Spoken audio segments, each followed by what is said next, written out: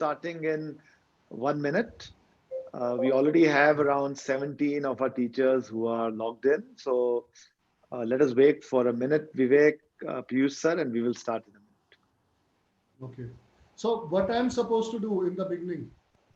So Piyush sir, I'll request you to introduce your school.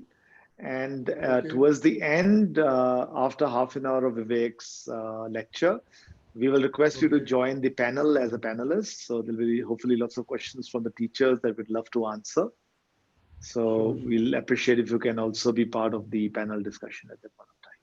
Sure, So the sure. I'll format is do that. going to be around a 25 to 30-minute talk by Vivek. I will come in a couple of times and we will then at the end answer around 15 to 20 minutes. We'll Okay. answer questions from the audience. Sure, sure. So teachers, good afternoon. My name is Atul Khosla. We'll be starting in another 30 seconds.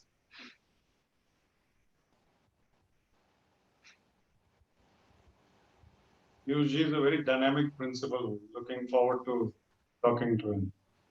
Absolutely. I've heard amazing things about the school.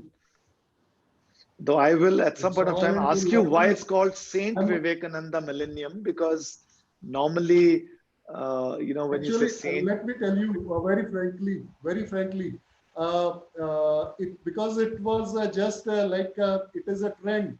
If you add saint, so people know that this school is an English medium school. Later on, when we realize this, later on when we realize this, okay, let us go and change it to either Vivekanand Millennium School or Swami Vivekanand Millennium School. Then we came to know from CBSE that it is a very long process. So now yes. it is very difficult to change the name. So we thought, let us even I discuss this thing with the one of a senior monk of Ramakrishna Mission. They said, let it go now. No, It's Our okay. Vivekananda saint ji, is, Swami Vivekananda was also a saint only. So Yes, I yes. think who can argue? Anyway, Absolutely. because sainthood is given to the monastic that's right. people and other from the church, not in our Hindu. It is a Swami only. Yeah, but So it he's is time to start. Vivek sir, Piyush sir, if you allow me, can I start? please, please. Good afternoon, teachers. Good afternoon, Vivek Atray. Good afternoon, Piyush Punj. Welcome to Ideas That Matter, series of webinars by Shulini University, Kasole Hills, Himachal Pradesh. It is an honor to speak to you today. Vivek and I started these series of seminars with a very simple mission. And the mission was to create a platform to talk to each other, a platform to inspire each other, with the inspiration that hopefully we can inspire our students in the process.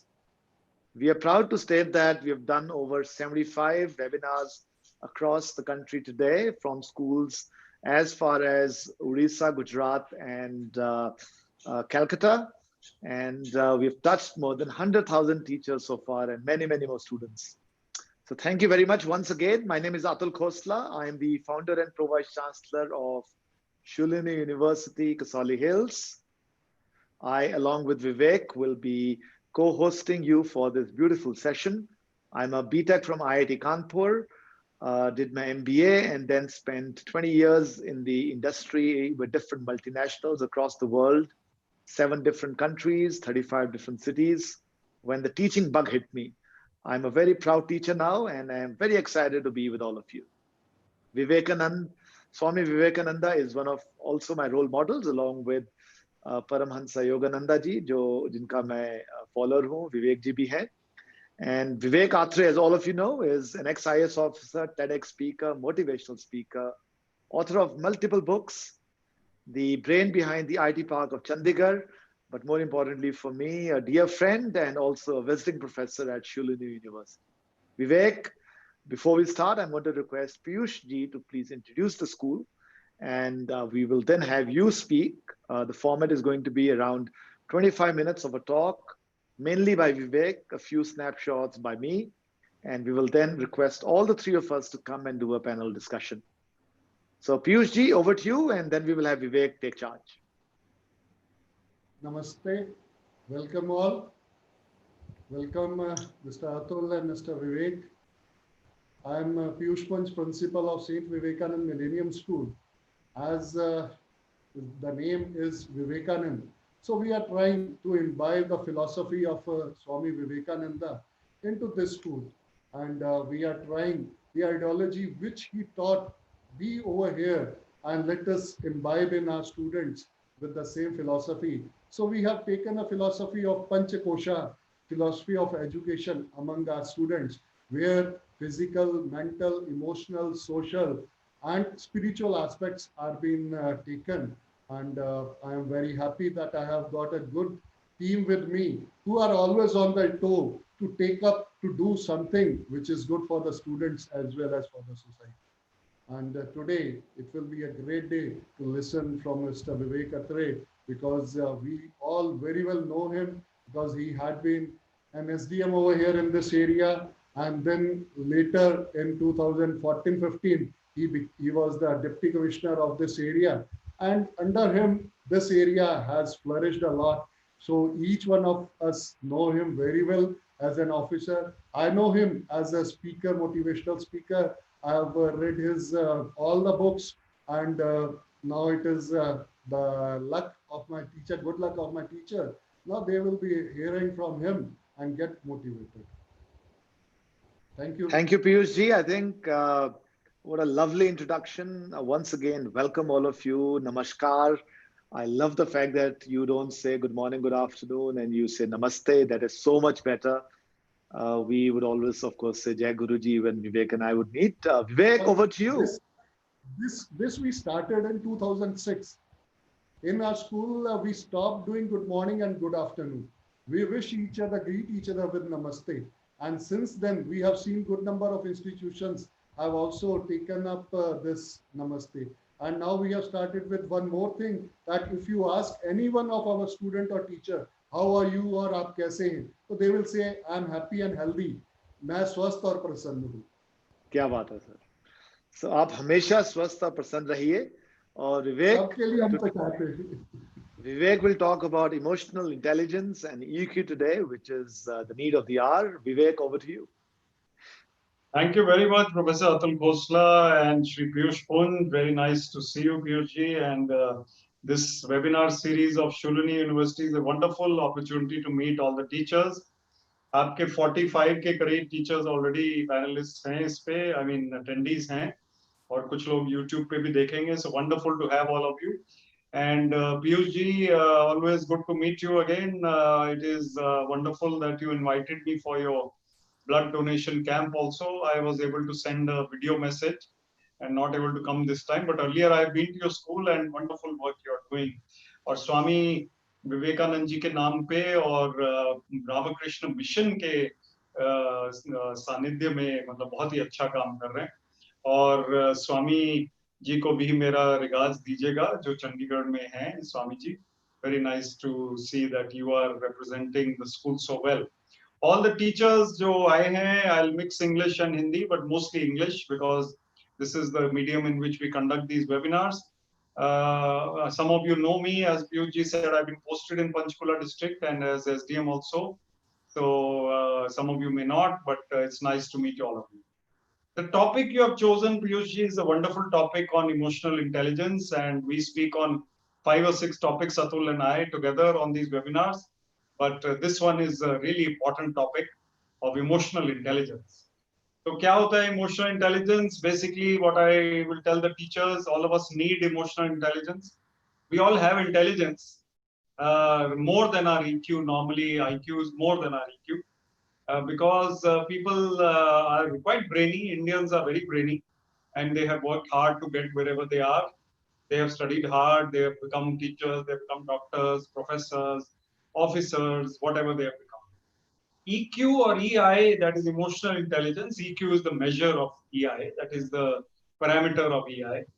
So, क्या EI होता है? It is basically the ability to balance your life and to handle people and situations in a calm and balanced manner. In the end, I'll show you some slides. But before that, let me just tell you that being balanced is the number one quality that a highly emotionally intelligent person has. Balance. What is balance? Balance is basically not being obsessed with anything, not giving time only to one thing at the cost of all others, So giving due proportionate time to every important activity and balancing your emotions, not losing your temper so much that you are out of control, and not losing it too frequently also. So the intensity and frequency of anger has to be managed and has to be controlled. Emotional intelligence means that you are able to do that.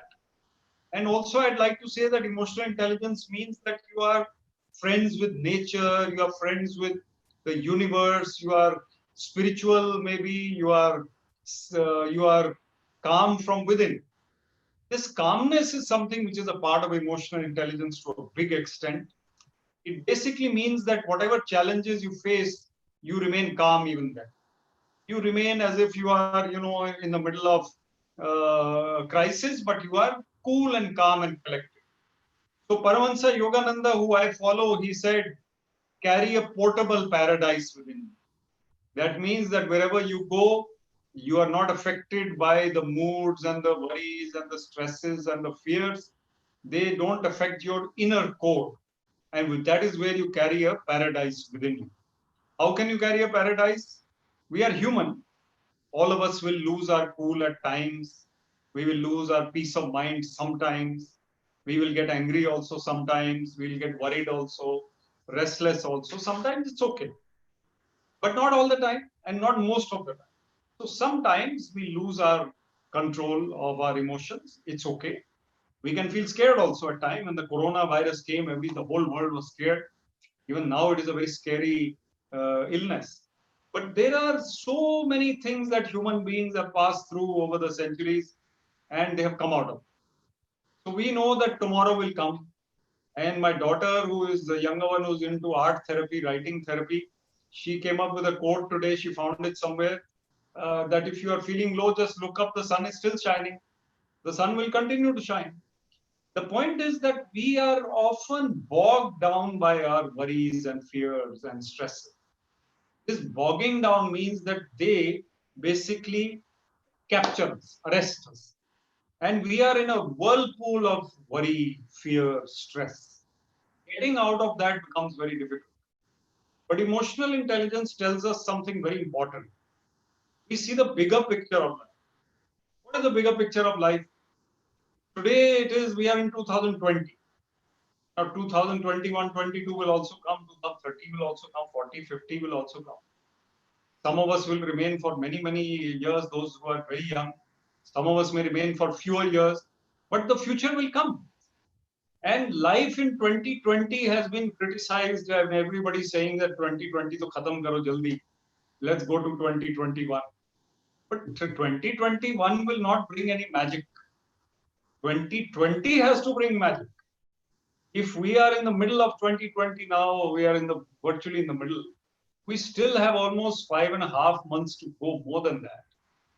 Then we are now in a position to correct ourselves, our planet, our behavior, our conduct. So 2021 will not bring any magic. This very year, we have to start resolving to improve our lives, our mindsets, our reactions. What are our reactions? Emotional intelligence tells us we don't react without thinking. If somebody is saying namaste, of course we say namaste. We don't have to think. But if somebody is shouting at us and we shout back without thinking, then we have lost our cool and control. Somebody has provoked us. Let us take the example of a cricketer, an Indian cricketer who goes to Australia. It is said that there is sledging. Sledging means that the fielders nearby will start abusing, criticizing. Every time the batsman is taking guard, getting ready to play the next ball, they will say something, make him lose his concentration. This person has to have high emotional intelligence. If Sachin Tendulkar had lost his cool at everything that was done and said, he could not have scored even 1/10 of the runs that he scored. Even someone like Virat Kohli, who is so temperamental, it seems, so aggressive, he also, when he concentrates, he doesn't allow these things to affect.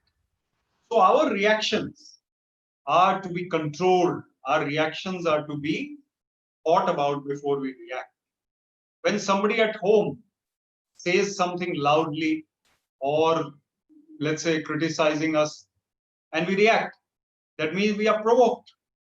Not being provoked is high emotional intelligence. We retain our balance. Of course, we have to be strong. We cannot be weak. We cannot say everybody can take advantage of us. No. We have to be firm and balanced. That's the way to be. So why do we lose our cool? Because we forget that life is a big picture, a big journey. We should retain our control over our feelings and emotions. Let me give you one story before I pass it on to Atul for his inputs, and then again I'll come back. This story is about a lady who was at an airport. And this lady at the airport was to catch a flight on the days when lockdown was not there. She was flying from Delhi to Bombay, let's say. And this story appeared in the Reader's Digest many years ago. Those of you who are senior enough, you know Reader's Digest used to be there. And this lady got upset that, this flight is delayed. I'll miss my meeting. I will be late, 1 hour delay. She bought a packet of biscuits and sat down on the table and started looking at her phone. And a man was sitting next to her who picked up the packet of biscuits and took one biscuit and had one. Now this lady realized, very furious, what is this person doing? He doesn't know me also. He has taken one biscuit from my packet. Now this lady took up the next biscuit and had it so that he knows that this is her packet. But the man took the third biscuit and had. She had the fourth one, he had the fifth one. So they kept eating one biscuit after another, and the lady was really boiling, but not wanting to say anything to this man, not wanting to talk to him. But just to prove that it is her packet, she kept eating. And he kept eating as if he's. So afterwards, when one biscuit was left, the man picked up the last biscuit, broke it into half, and gave her half and had half. Now this lady is still furious, and the flight is announced after a while. She gets up, she takes out her boarding card, and to take out the boarding card, she opens her purse, and she finds that the packet of biscuits is in her purse, which means that she was eating his biscuits. Now see the temper of the lady and whether it was justified. The man was so cool that he is giving her biscuits out of his packet. And it happens. It could have been the lady and the man could have been reversed. I have nothing against the ladies. The thing is that we lose our patience, our cool, and do things, say things, think things which we should not. We say things which we regret later. Emotional intelligence tells us to be careful while speaking, while thinking, while doing. So I'm going to come to Atul now for his inputs, and then I'll come back with some more points. Atul Khosla has a lot of experience of the corporate world and the educational world. Atul, please give us your ideas and inputs. Thank you, Vivek. As you were speaking, three thoughts struck me. I think the first one is about, in the conventional sense, what do you need to succeed? And when you and I were growing up, and I'm sure when Piyush was also growing up, it was all about brain power. It was all about IQ. I think that's the first question people would ask. Do you have good IQ? Are you good at mathematics, as an example? But the world has changed, Vivek. Problems of IQ are being solved through artificial intelligence. And we are still at the tipping point of artificial intelligence. You've not even touched 2% of the opportunity. So trust me, friends, trust me, teachers, in the next 10 years, problems of the traditional side of the brain or the left side of the brain will be solved through artificial intelligence. So people with knowledge, people with ability to solve mathematical problems will not be in demand anymore. In fact, already when it comes to programming, you can have computers actually program because it uses a particular algo. So you don't even need a human being to program and write code for computers. So what's going to make people succeed? It's going to be EQ. And the way I define these skills is actually around two things, which is me skills and we skills. Me skills are my skills, which are my ability to lead people, my ability to learn, my ability to unlearn, because knowledge is changing so fast. We skills are ability to collaborate, ability to play, become a team player, ability to get work done out of other people, which is what you spoke about. And that's going to be so critical to succeed in the workplace of the future. In fact, these skills will also make you happier people, but that's a separate subject that Vivek talks about. So, what brings me and we skills into a workplace? I think it's about so much about creativity and inspiration, Vivek. So, inspiration can come from role models, inspiration can come from the spaces where you are. Do we have beautiful place spaces around us? Inspiration can come from nature. I look every day outside the window and say, wow, what a beautiful day. And it brings so many amazing smiles on my face. Of course, I'm a little more lucky than many of you. I live in the mountains. I live in a beautiful campus. And, I'm just getting tempted, Vivek. I'm going to tease all of you with a small 1-minute video I made of Shulani a week ago. So if you allow me, I'm going to play that to tell everyone how I get inspired. Okay? Sure.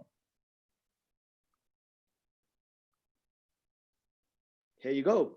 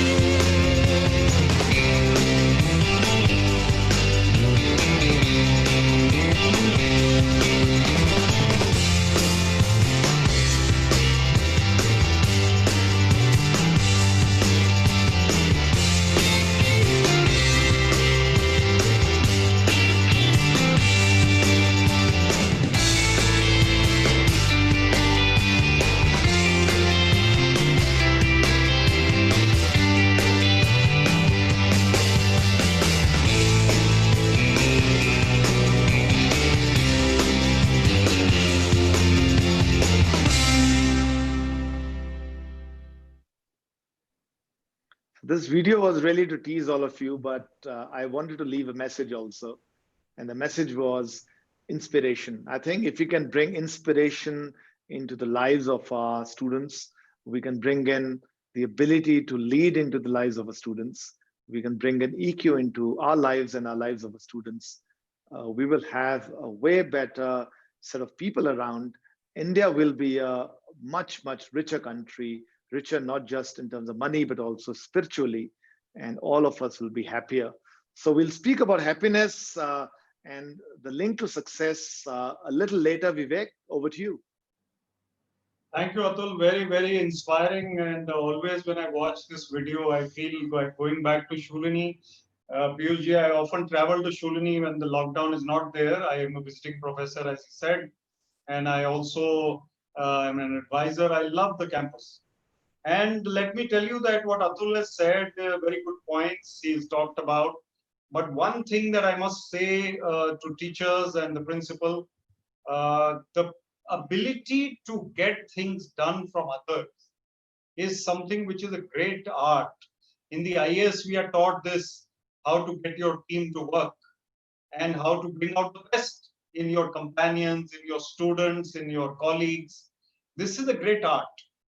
You know what happens? The best teacher of physics or history may not become the best administrator. The best administrator will need other qualities. And those qualities may come to a brilliant teacher or may come to a not so brilliant teacher, but he's very good or she's very good at people skills. So people skills are skills where you understand people, you talk to them accordingly, you get things done. Now, Piyush said, and some others also know that I was able to make a mark in my career as DC, as SDM, Director IT, this, that. Now, why? Because I could not do anything alone unless I get the best out of my team. Supposing in my team I have one person who is an aggressive go-getter, Josh may always sometimes overdoing things, aggressive go-getter. Another person who is shy, quiet, meek, hardworking, both are required. This aggressive go-getter is very good at promotion, at events, at getting things done. The hardworking, quiet person is very good at organizing papers and accounts and other things, whatever it is. Now, I have to understand that these two people are different. The aggressive person, I can often tell him, you are late today or you are flying high, control yourself separately, not in front of others. Emotional intelligence means I don't talk like that to people when others are present. Others are present only when I want to give a message to them also. Otherwise, they are not going to be there.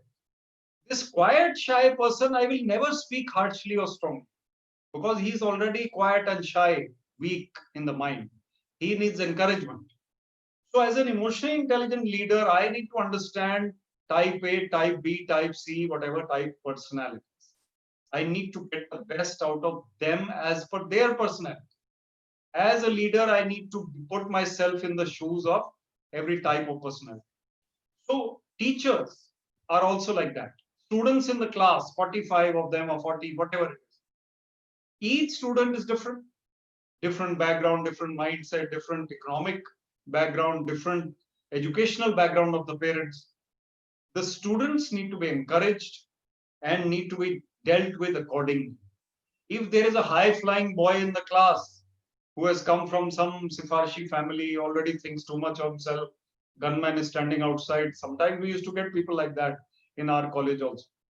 We have to somehow control this boy.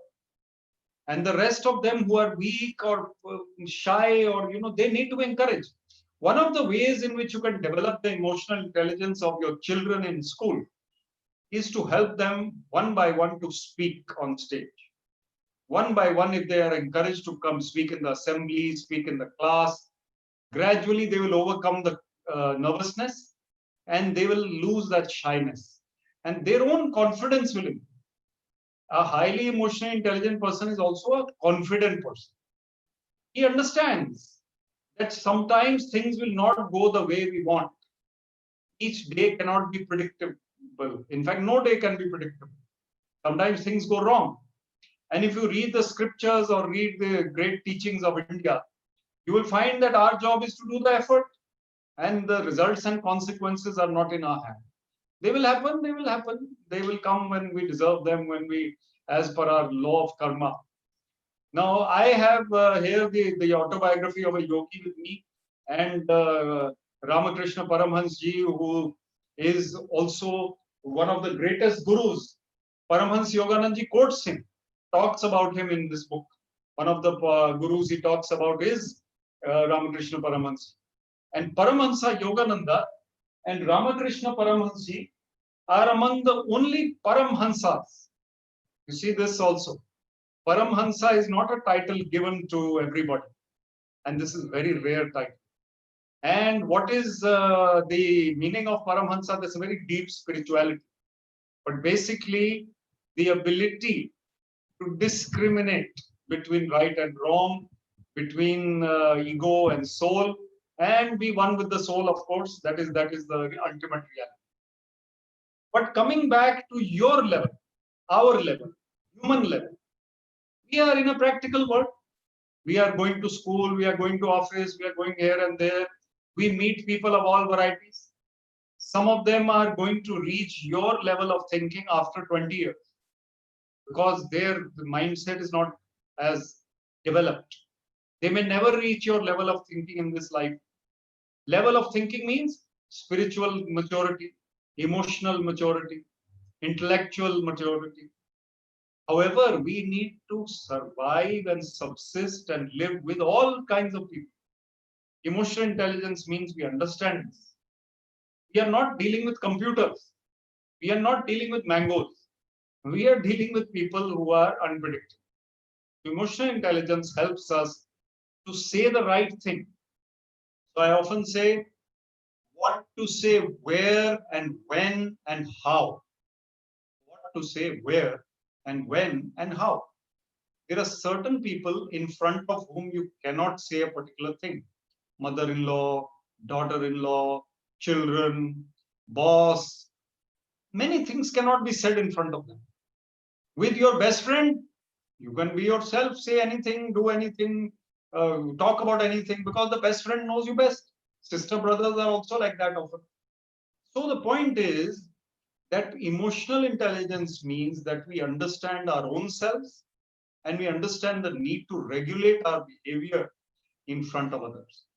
And emotional intelligence makes us a happier person because we don't fret and fume, as they say, lose our temper over small things.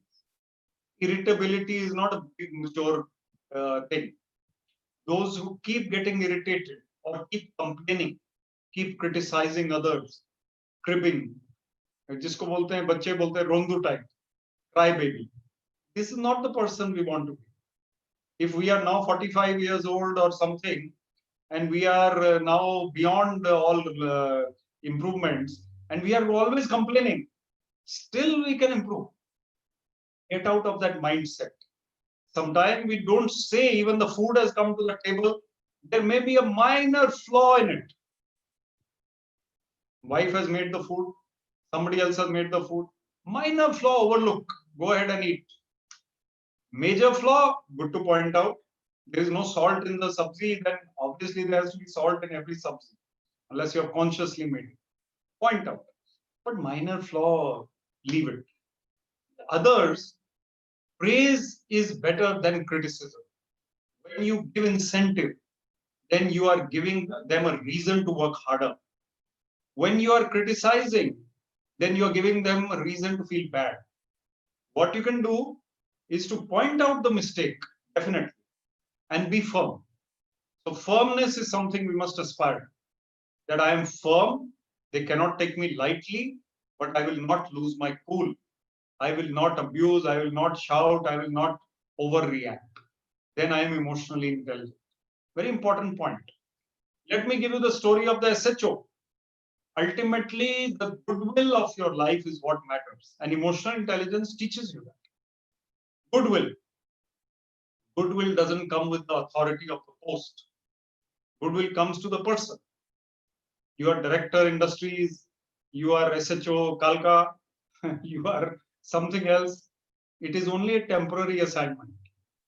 And you are long there for 70 years, 80 years, 90 years. Your own value is on your personal goodwill.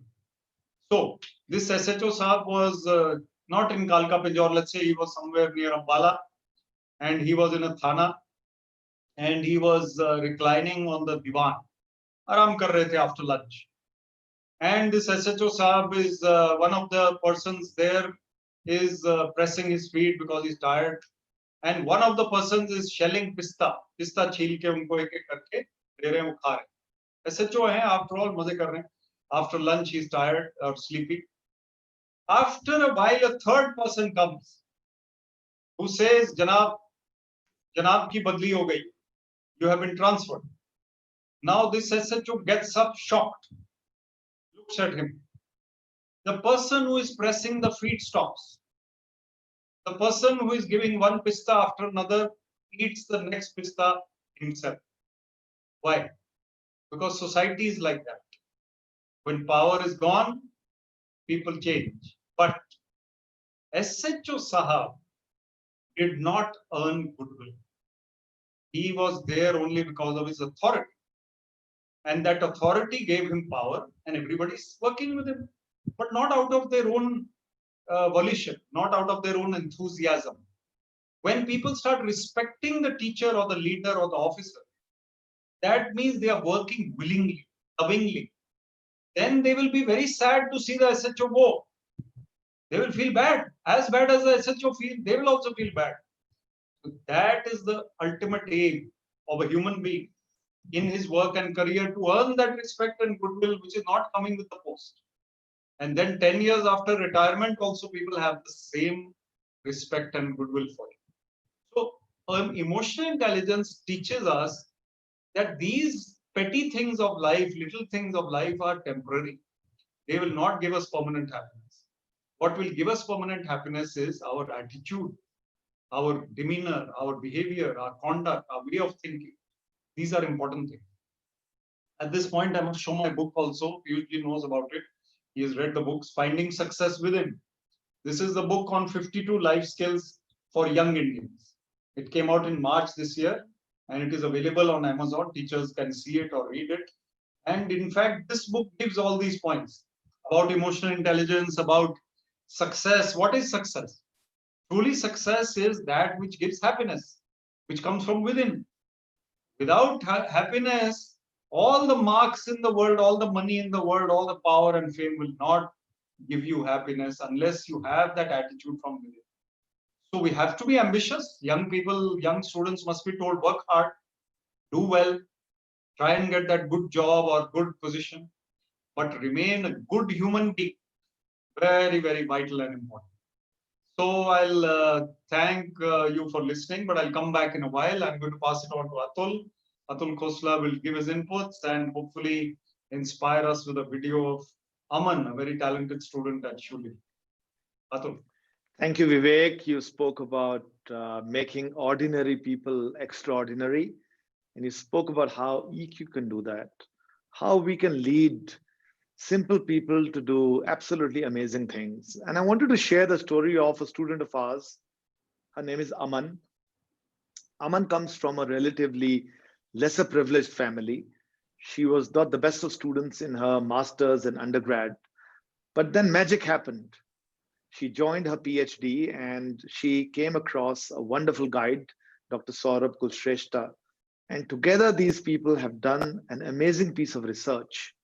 They've identified a molecule which, when added to water, kills bacterial activity by 99.9%. Now, this is actually path-breaking because millions of people across the world die because of poor water or unpotable water, as we call it. She could actually change the way the world drinks water. She's won an award by the United Nations. It's called the Young Water Fellowship. More than 100,000 people across the world apply for this award. She's got a 25 lakh award from Tata Trust for this research, and the list goes on. So what makes Aman so successful? I don't think it's the brilliance of the mind, but again, like I said, it's the leadership of Saurabh combined with the ability to collaborate with researchers across the world, the inspiration that somewhere Shulani gave her. I would say the ability to be fearless in terms of thinking, the ability to think outside the box. These are all traits that make ordinary people extraordinary. I'm going to show a small video of Aman, Vivek, if you allow me at this juncture, and we'll then get into the discussion. So just a minute of this video, and then we'll open it up for Q&A.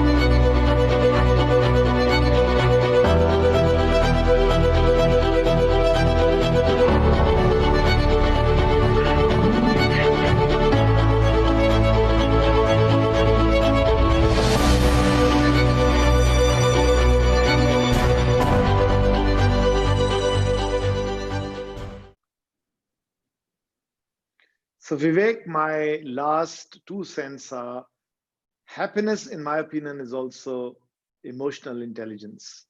If we are happy, we spread happiness around. If we are unhappy, we spread unhappiness around. So be happy.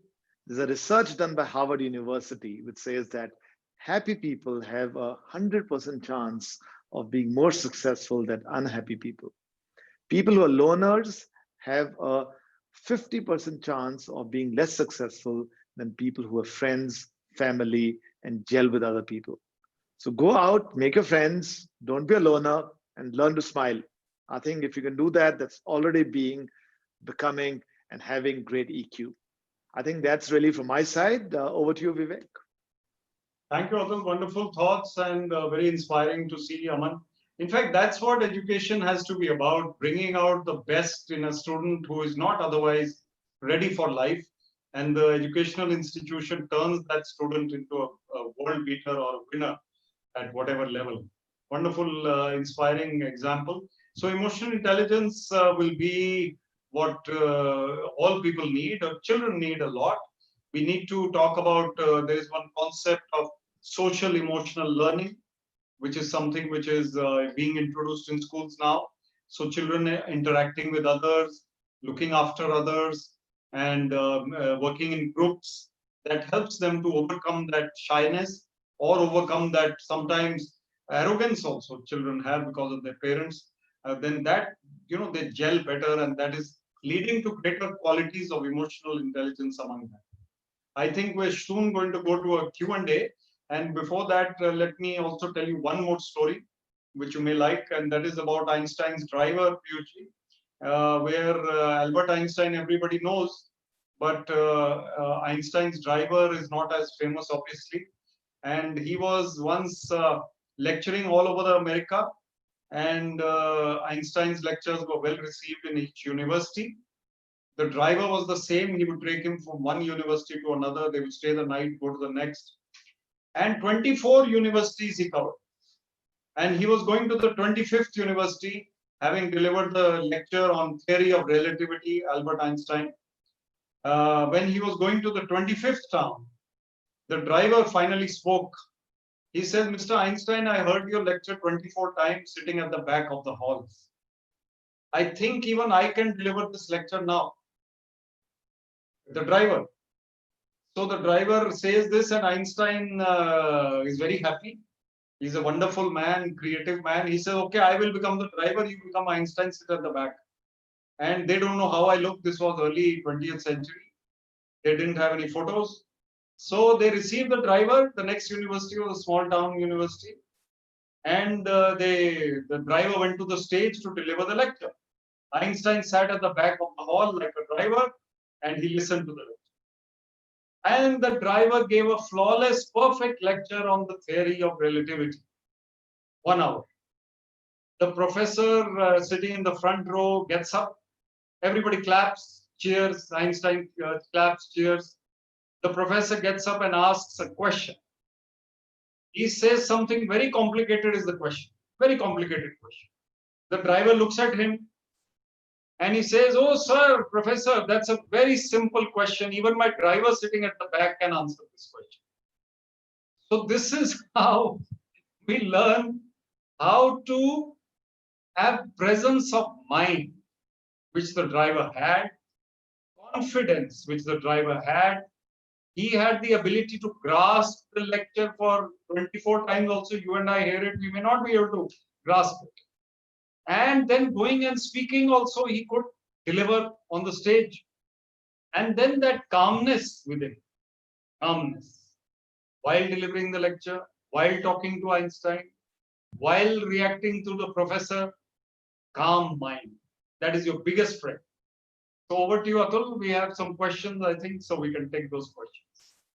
And I can see a few students also, Vivek. So yes.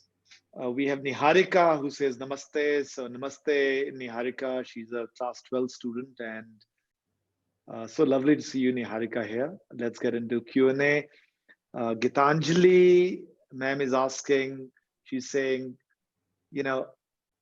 how do we bring, what's the link between emotional intelligence and anger management, Vivek? And how should a teacher imbibe the skills of emotional intelligence in a stubborn or an adamant student? So Very I think good they're two point. different questions, but very good questions. Very good question, absolutely. So one is about the anger management part and the relation with AI. So anger management is very much a part of emotional intelligence. If somebody is tending to lose temper about 6 times a day, write down the reasons why did you lose your temper and analyze why you lost your temper. And once you realize that half the reasons are not as important, or even 5 out of 6 reasons are not as important as they should be, you should not have lost your temper. One reason may be justified, let's say. So try and eliminate them one by one. Today, somebody leaves your table dirty or did not do something properly in the kitchen or in the office or in the school. Yet you are losing temper, or the driver or the conductor or somebody did something wrong. Now, we losing our temper are self defeating. We are basically spoiling our own mood, our own health, our own blood pressure. So we try to eliminate the reasons for getting angry consciously. And once we come to a conclusion that I will lose my temper only this particular thing happens, only then, otherwise I'm not going to lose my temper. It's not easy, but we work hard on it. We work hard. The second part about the stubborn child, a stubborn child can be dealt with understanding. Very important to understand children. And don't talk to the child who is stubborn in front of the class trying to reform the child. He or she has to be called separately and given a counseling session.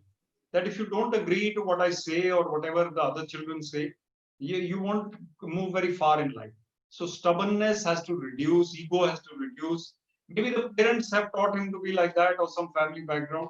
So gradually we work hard on that person and we can get them out. Atul? Absolutely, Vivek. And we'll go to the next set of questions.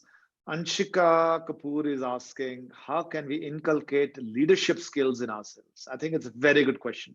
Wonderful question. All of us are leaders. Those who think they are not leaders and only politicians are leaders, you are mistaken. In fact, politicians at times and mostly are not leaders. They don't show any leadership qualities. But people who are in teaching, in academics, in medicine, in administration, they are leaders. Even the students looking up to you as a teacher, that means that they are leaders. And if you are a student, a senior student, then the junior students are looking up to you. So inculcate leadership qualities in yourself by understanding that firstly, you have to have a calm mind. Secondly, you have to understand other people. Only then you will have good leadership skills. Thirdly, you can work on your communication skills. Fourthly, you can work on your value system. And this is in no particular order. Value system, that I want the best for my family, but I will follow the straight path. And leadership comes from such qualities. And then understanding others becomes vital and getting work out of them. So these are gradually inculcated in you. Practice by having small leadership roles. You're a captain of your school cricket team. You are a leader of 3 people. In that 3 people, you are understanding how to get work done. It will develop. So I will add a couple of thoughts here, Vivek. Normally it's thought that in today's world, you need to be a little bit of a politician to, or chalu as they call it, to succeed. And I completely disagree with it. I think honesty and integrity are very, very important components of a great leader. Your team needs to start believing that you're always there for them. And if you're giving them feedback, it's for their benefit, not for anything else, but so you live for them. So I think that's very, very important. So become a role model for your students, for your fellow teachers. And I think one more thing is, I call it initiative. Most people, for some reason in India, Vivek, largely because we come from a very hierarchical society, do not take initiative. They're great doers. So if you tell them what to do, they'll do it. But they will not take the initiative. They will not go outside their normal task and complete anything or complete a task.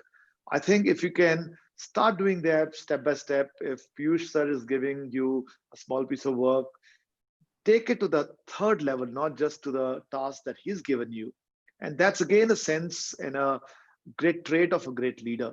So finishing your work on time with 120% quality, taking initiative to stretch yourself beyond your normal ask, and having integrity and honesty will also be very, very important parts of being a leader. At least these are mantras for me, which might be useful for you. Shashi ma'am is asking, how important is emotional intelligence in a workplace, and how could we use it in a workplace? Yeah, in your workplace, emotional intelligence is extremely important because you are dealing with people of different backgrounds and they are not from your family. You need to be at your best talking to them, understanding them. There may be people who have some, ego problems or complex. So understanding such people and not losing your own control, getting the best out of them, that is emotional intelligence at the workplace. And performing under pressure, that also is emotional intelligence. The ability to withstand pressure and yet get your work done. Pressure will come, ups and downs will come. Sometimes the boss will be unreasonable. Sometimes a colleague will be unreasonable. Sometimes a student can be unreasonable. So these kinds of situations test us, but we don't lose our cool. We analyze our situation, we study, we work, and then we get better. That is how you utilize it in your workplace. I'm going to ask the next question to Piyush sir, if you allow me, Vivek, and then we'll come to you. Mamta ma'am is asking that there are students who are very good at studies but not able to cope up with the outside pressure, and she talks about Sushant Singh. That's very unfortunate, but I think that's not a role model for us to follow. So, how do we motivate such children? How do you do that, Piyush sir? Students who are otherwise brilliant but just can't take stress. Can't I have to hear again the question? I could not hear properly. So, Piyush sir, the question is, there's a certain set of students who are very good at studies but cannot take stress. How do you Oh, okay, motivate such students? okay. Okay. Uh, we have been discussing emotional intelligence. So one has to take that emotions does not means a weakness. And because we Indians are emotional and it doesn't means we are weak. So in the same way, we are to see that student who is not good in studies but can do something. So we have to give him all the emotional strength so that he or she who is good in something or the other is being taken to that level where he or she could do his or her best. So it is not only the academic part we are to see in the school. We have to make a complete human being, and human beings are made who are mentally strong. So emotional balance, as Mr. Atray said in the beginning, it is a balance we have to make. So if somebody is not good in academic, we have to see where his or her balance can be made. So beautifully said, Piyush sir. Thank you so much for this wonderful answer. There's a question from Poonam ma'am. Vivek, if you could pick it up. Uh, Typically she's saying hyperactive children have lesser emotional intelligence. How do we deal with them? How do we deal with hyperactive children? Yeah, firstly, I think hyperactive children need to be in sports definitely. And a hyperactive child, in my limited understanding, I haven't done child psychology, is someone who is not able to expend his or her energy elsewhere. Sports gives balance to kids. 1 hour of sports outdoors is ideal. Everybody can't do it because of lack of space, lack of whatever, but it is ideal to have them spending time outdoors. They become physically, mentally healthier, and they spend that energy, get happy hormones are created, they sleep on time. And that hyperactiveness, which is otherwise shown by a child because the child's mind is always working and the body is not tired, will reduce. Secondly, such children need to be put into creative activities. Creativity will make that child improve and increase his or her emotional intelligence. Maybe that child is very good at singing, very good at art. So that is also something you can explore. Absolutely. Monica ma'am is asking how do you bring balance in your life? And that's your topic, Vivek. You I do it like so that. well. I like that question because work-life balance and all kinds of balance. You see, balance is basically not only physical, it's mental, it's spiritual. So we are about body, mind, and soul. If we have not been meditating till now in our lives and we think we will start meditating after 60 or after 70 years, it won't happen. You start meditating today, even if you are 24 years old or younger, start. You work on your body, mind, and soul, and you are balancing your. If you meditate, you work, you eat, you sleep, you do everything else, then your balanced living starts. But if you're not nourishing your soul, then you are imbalanced. Even otherwise, supposing we are spending 16 hours on our smartphones, imbalanced life. So it has to be that we spend time with nature, we spend time doing other things, reading books, doing creative activities, singing, being with the family, and reducing our obsession with one activity. Work gradually on it and you become more balanced. Fantastic. Last question, Himanshu Khosla. So Himanshu, some way we might be connected. I'm also Khosla. Kindly guide us to the top 3 points on how to teach emotional intelligence. So I think that's a very good one. How do you make students understand the value and importance of emotional intelligence? Yeah, very good point. I'll add a couple of points. Maybe Piyush can add one point also. One of the points that I always feel in this respect is to make students do group activities. So if you have five students in a group, then they will understand that they have to work as a team. One of them is very bright, one of them, the last one, not so bright at all. The child who is bright will have to somehow make sure the not so bright child also works together with the team because everybody has his or her contribution. So group activities is one way to increase their emotional intelligence. Then sometimes we also make partners who are different from different backgrounds. You make them sit together.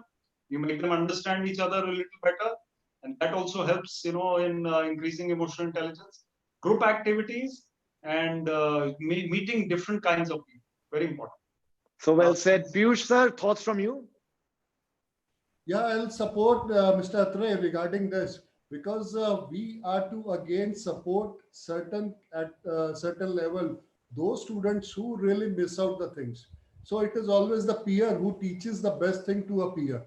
So if it is a group discussions or group activities or like that's why these days we are really feeling sorry for the students because they are alone these days at their homes, and that's why we do certain activities where we make them join through these our classes so that they can see each other, they can talk to each other, they can share out something or the other, because once you discuss, see each other and do the things together, then your emotional level comes out. Otherwise being alone at these days, like students are alone at home, so it is giving them emotional downness, what we are seeing these days with the students.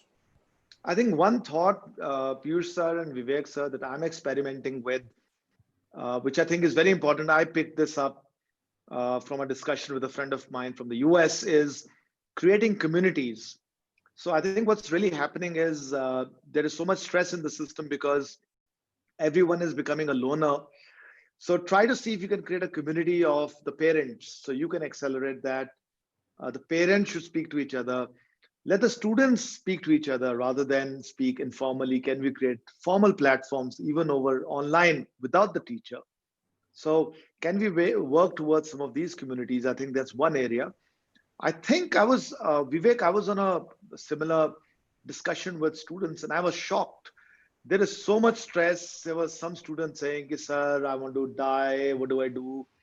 So my request is, start some formal counseling. One of the things we have done, Piyush sir, at Shulini is we have two formal counselors, of course, but around 10 teachers have created a helpline, a student helpline, and students can get in touch with any one of them 24 any time of the day. And these are not their class teachers. These are any teacher of those group of 10 teachers that the student can get in touch with. So there's a lot of stress right now. in the system, and I think we need to support our students right now. And I'm sure you're already doing this, but there's a question from Anshika, ma'am, which I think is sort of linked, where she's saying some students are extremely sincere in their work, and as a result, create a lot of stress on themselves, and they get very anxious. So, what do we do, and how do we have the stress removed? I know you talk about meditation, Vivek, but a student, will he or she do meditation? Yeah, so I actually studied this for my previous article when I wrote about young achievers. So, such students who are so diligent about their work, they are always expecting best results also. So, when they are so sincere and so sharp and so intelligent, they get 10 out of 10 or whatever. One day they get 8 out of 10 and they're depressed. So, that, perfectionism also becomes a kind of obsession. That is something that needs to be worked upon. And with such a child, I think meditation will definitely help. Calmness, deliberate calmness, also putting that child into all-round activities. Let the child also take interest in music or dance or cricket or something. Then, this marks and this whatever it is doesn't become a do or die kind of thing. That do or die thing is not really productive. It is counterproductive. So, Vivek, this reminds me of our discussion with Anubham Kher 3 days ago, and he so Yes. beautifully said we have to remove the fear of failure out of Failure, our yeah. students and kids. Absolutely. Not that easy, but I think half the time we are stressed because we fear log kya kahenge, we will fail. I think sometimes parents put in so much pressure onto students. So counseling parents might be very helpful, Anshika ma'am. So these could be things that you could do. So I think This we are is sort of. I like to share, and Piyush sir, we love I you to absolutely. It'll be great to hear your thoughts. all because this what we are doing. This is I'm sharing because all my teachers and we do in our school that in the morning all our teachers come 10 minutes early, and then we do certain activities, whether it is a reading from some scripture or it is a presentation of some PowerPoint presentation, or they do some physical activities in the morning for 10 minutes, then they go to their respective classes. That brings down their anxiety. They are more emotionally balanced when they go to their classes. And when the children also come in the classes, there is 5 minutes meditation in the morning for each one of the student. They go for the meditation on Om Gunjan, and that we have seen the result in our children, that their anxiety levels, what they are carrying since morning, is reduced. So this is So what we are amazing. practicing in our school. So I was preaching to the Pope. Such amazing stuff you're doing over here, Piyush sir. Good luck and please continue. We're going to invite you over to Shulini once things get okay, and would love to hear from you. You're all the best practices that you have at your school. So it will be my pleasure. I'll be there. So we're coming to an end, and I think before we close, I will request Vivek Atray to give his concluding remarks. Thank you, Atul. I saw a question which I'll also answer in these concluding remarks. It was about resignation of from IAS by me and who inspires me. I think I am inspired by Paramahansa Yogananda, as I showed you, and many other people. But let's say that is the reason why I resigned also, because I became aware of my life and what is the bigger picture. And I felt I have to be more creative, more doing what I want to do in terms of motivation, in terms of other things. Very happy to have resigned, and now I'm having the best of both worlds. And very happy to be associated with like-minded people. Even here, you can see Atul and Piyushji and I, we are on the same wavelength. All of us are thinking alike, and this is what life is about. So thank you, Atul, and thank you, Piyushji. Piyushji, your last thoughts, please. Hello. I'm getting a low bandwidth, so I'm not able to receive properly. Hello. We Go can ahead, hear go you, ahead. Piyush sir. We can hear you. Please go ahead. Yeah, yeah. Again, I'll say in the end, please keep on doing these type of activities, and we are always ready, because I know my staff, they are really hungry for all these type of activities. And previously also, Mr. Atray has been asking to manage certain these type of things where he could come and interact with the students and the teacher. But through you, Atul, today we had this opportunity. So I thank from my core of heart to Sholini University for doing this activity. And surely we will be now a regular part of Sholini University. Any activity you want to do, this school is available to you. Thank you, Piyush ji. I think it's a passion to give back to schools and teachers and children. I think that's what all of us as teachers want to do. So thank you so much for the offer. I really would like to thank Vivek, though we do it every day, Vivek. So I don't want to thank you much. We enjoyed so much. But We enjoy. thank you, Yeah, Piyush ji. Thank you, teachers, students here. I'd really like to thank Kamal, Dr. Kamal Kant, and Shikha Sood also for orchestrating and managing behind the scene, this wonderful webinar. We're going back very excited. I got so much energy from this webinar. So thank you, teachers, for exuding that and passing that energy over to Vivek and I. So once again, Hakuna Matata.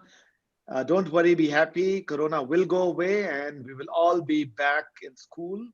And we will then start complaining again about how school is not that exciting and how home is more exciting. And that's what human beings are all about. So wish you good luck. And we would love to invite all of you over to Shulini once Corona gets over. Have a great day. Vivek, thank you. And thank you Piyush very sir, much. thank you very much. Thank you. Namaste. Namaste.